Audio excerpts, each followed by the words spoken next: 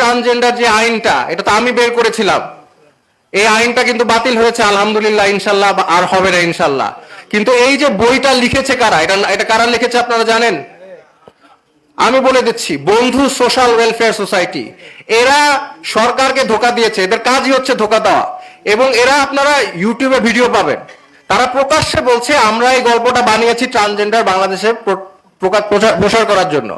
তারা নিজেরাই বলছে, তাদের ডকুমেন্ট আছে, তারা যেখানে নিজেরাই বলতেছে আমরা ট্রান্সজেন্ডার এটাই বুঝেছি, আমরা হিজাব বুঝাই নাই, আমরা ট্রান্সজেন্ডার বুঝিয়েছি। তো তারা যেখানে নিজেরাই স্বীকারোক্তি দিচ্ছে, সেখানে আর কোনো বিতর্ক থাকতে পারে? যে লেখক সেই যদি বলে আমি এই কারণে লিখছি, সে যদি ভিডিওতে বলে, সে যদি ডকুমেন্ট সাপ্লাই করে, লেখে যে আমাদের মতবাদ কি ছিল। শুরু করব একটা গল্প দিয়ে।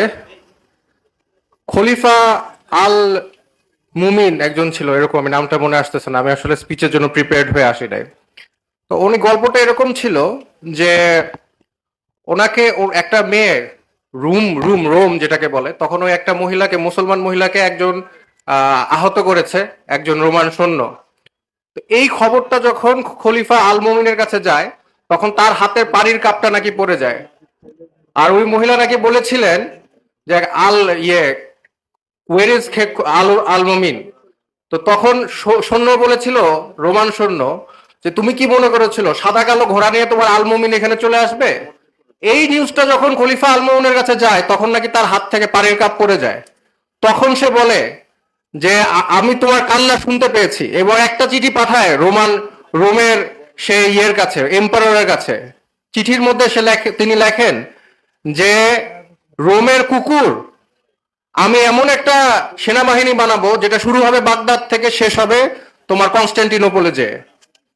তো এখন আমরা দেখতে পাচ্ছি, আমাদের মধ্যে খবর পাই আমরা যে আমাদের এক বোনকে নাকি হিজাব পরার জন্য আরং নাকি চাকরি দেয় না, এরকম একটা নিউজ আমরা পাই। এই নিউজটা পাওয়ার পর এটাকে আমরা খোঁজ খবর নিতে পেরেছি, কেন এটা সত্যতা যাচাই করার চেষ্টা করেছি। আর যদি এটা আসলেই হয়ে থাকে, তাহলে কি আমাদের এসি রুমে বসে এটা শোনার উচিত, নাকি আমাদের কিছু করা উচিত? আমরা বেশি কথা বলতে জানি, কাজ কম করতে জানি। একবার একটা ছেলেকে আরং চাকরি দেয় নাই দাঁড়িয়ে রাখার জন্য, আমাদের কি কিছু করা উচিত ছিল? আমরা কি কিছু করেছি? তাহলে ট্রান্সজেন্ডার নিয়ে কেন আমরা কথা বলছি, যেখানে আমরা নিজেরাই কিছুটা ট্রান্সজেন্ডার হয়ে যাচ্ছি? আমাদের একটা মুসলমানের উম্মার গায়ে যদি কোনো কিছু হয়, কোনো আঘাত পড়ে, আমাদের কোনো ক্ষতি করে যদি একটা উম্মার, একটা মানুষের প্রতি, তাহলে উম্মার প্রত্যেকটা মানুষের কি দায়িত্ব? প্রতিবাদ করা দায়িত্ব। আমরা কিন্তু অনেক ক্ষেত্রে করি না। এইটা একটা সমস্যা।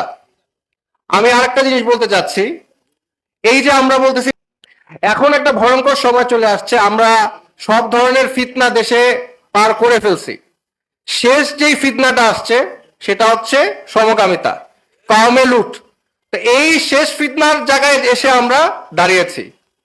এখন যদি আমরা প্রতিবাদ না করি, তাহলে আমাদের দেশে মুসলমান থাকবে না। আমাদের একজন শ্রদ্ধেয় আলেম বললেন কিছুক্ষণ আগে যে আমেরিকায় গাজার বিষয় নিয়ে অনেক ইউনিভার্সিটি স্টুডেন্ট প্রতিবাদ করেছে, বাংলাদেশে করে নাই কেন? করেছে, আমি করেছি, আমার ছাত্ররা করেছে, আইউবির ছাত্ররা করেছে, নর্থ সাউথের ছাত্ররা করেছে। এখন এই যে ছাত্ররা প্রতিবাদ করেছে, এখানে কিন্তু আমাদের সবার থাকা উচিত ছিল। আমাদের এখন ওই মাদ্রাসা, school, English medium, Bangla medium, এগুলো অধ্যায় বাদ দিতে হবে। এখন শুধু আমাদের একটা পরিচয়, আত্মপরিচয়, কারণ আমাদের এই আত্মপরিচয় ধ্বংস করার চেষ্টা করছে তারা। আমাদের এক আত্মপরিচয় একটাই, সেটা হচ্ছে আমরা এক উম্মা। আমাদের এই আত্মপরিচয় আপনারা কি মনে করেছেন এরা আপনাদের যে গবেষণা লেখে, সেখানে কি আপনারা মুসলমান হিসেবে বলে আপনাদেরকে? না, আপনাদেরকে বলে ইসলামিস্ট, আমাদেরকে বলে ইসলামিস্ট। ইসলামিজম বলে কি কোনো শরীয়গত ভাবে কোনো আছে? নাই। আমরা ইসলামিস্ট না, আমরা কখনো ইসলামিস্ট হব না। আমাদের এক আইডেন্টিটি, আমাদের আইডেন্টিটি হচ্ছে আমরা উম্মার এক অংশ, আমরা এই উম্মার মুসলমান, আমাদের আইডেন্টিটি হচ্ছে এটাই।